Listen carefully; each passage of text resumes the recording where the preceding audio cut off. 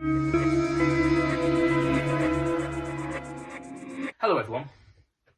So there's recently been a film released which has sparked some controversy in the autistic community. The film is called Music, and it's by someone called Sia. This film has had a lot of backlash. It has like a 3.1 out of 10 on IMDb, that's the average rating, and like a 16% on Rotten Tomatoes. So it's had a lot of backlash, and I decided to check the film out and see how I feel about it. And I must say, I can definitely see why this film has a lot of backlash, to be honest with you. This is not a very well handled film at all, especially when it comes to the topic of autism. The main autistic girl that's in the film, they got a neurotypical actress who's not autistic to play her, which, I mean, they do that in most films, to be fair, and most TV shows. They have normally casted someone who's not autistic, so that's not really out of the ordinary. The way she plays it, it's very much like it's played how the creators think of autism, if you know what I'm saying. Like, that's just, it felt very much like I was looking at someone pretending to be autistic. It just had that feel to it, you know what I'm saying? But I feel like it would be better it would be better if they got an autistic person to play the role, in all honesty. And there are plenty of autistic actors that are always looking for work, you know? So it felt like a waste. Why not use the opportunity to actually get an autistic actor to play the autistic character? It could add much more realism to it. And, you know, if they could get an autistic person that actually does the stimming, you know, if they could get, because there are a lot of autistic people that do those movements. If they want to get the character to do the stimming, why not ask an autistic actor that also does the movements? Because to a lot of people, a neurotypical person, someone who's not autistic, kind of doing these movements and making these noises and stuff like that, it can come across as offensive. It can come across like it's mocking. Some of my favourite films about people with autism don't have an autistic actor to play the role. Like, I made a video about how much I actually enjoy Rain Man on this same channel, and you know, Dustin Hoffman isn't autistic, but this was made at a time when Rain Man was made at a time when, you know, we didn't actually know that much about autism, so there wasn't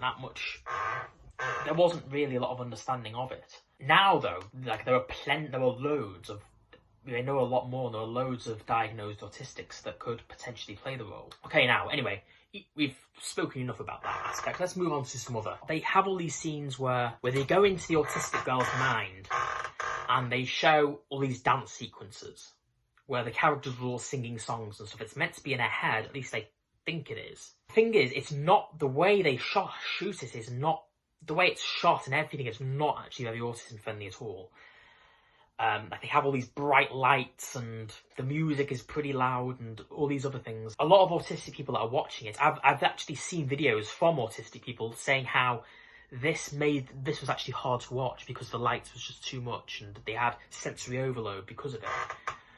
So it's not actually filmed in a very autism friendly way at all. Also, all the scenes where they do have all these songs and dance sequences and all of that. I think it is meant to be showing what it's like in our head, as I said, but they bring it in so randomly. Like, they just suddenly throw these scenes in, and it feels like they come out of nowhere, and they don't really serve much of a purpose. Like, they could show more of what it's like to be in her head in a better way, I think, than just showing these dance movements. Now we come to the most controversial part of the film, and that's the restraining of the autistic person. When the autistic girl becomes really, really stressed and has a meltdown, the characters basically pull her on the floor and hold her right down until she's calmed down.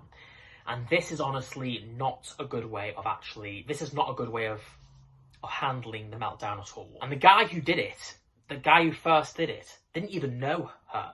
But, you know, he was just like, he was used to doing that before, and he felt like, okay, this is what you do, basically. This is how you calm it. The way the film showed it was almost like, this is what you do to help autistic. Like, it has caused, certain autistic people have actually been killed from this before, and it is not a good method at all. And this film portrayed it like that was the right that was actually basically what you do. And there's a big problem with that. And the fact of the matter is, it doesn't even, it's not even going to help every autistic person to cope. Like, for some, it could actually, even for me, you know what I'm saying? It could actually be, and it could just make it worse. It could become extremely stressful, and you just don't want all this level of physical contact that you're not, that aren't even on your own terms, you're not comfortable with. This is not really the right way of helping an autistic person to cope. I just hope, and I kind of hope that people that watch this film are thinking, okay, well, that's clearly what I have to do, because, no, it isn't, okay? Let me just say that right now. So as a whole, yeah, I kind of can see why it has a lot of backlash. I can only hope that maybe the media and so on can learn from this experience. They can take on the feedback that this film's been given, learn to make something that portrays autism better. This is probably the worst autism film I've ever seen in my life. But do please let me know your thoughts in the comments below. Do you agree with me? Do you disagree with me? Do comment down below. Thank you all for watching. Take care. Oh, and please do follow me on YouTube as well. Hit that subscribe button. Check out my Twitter account. Like my Facebook page. Thank you all for watching. Take care. Goodbye for now.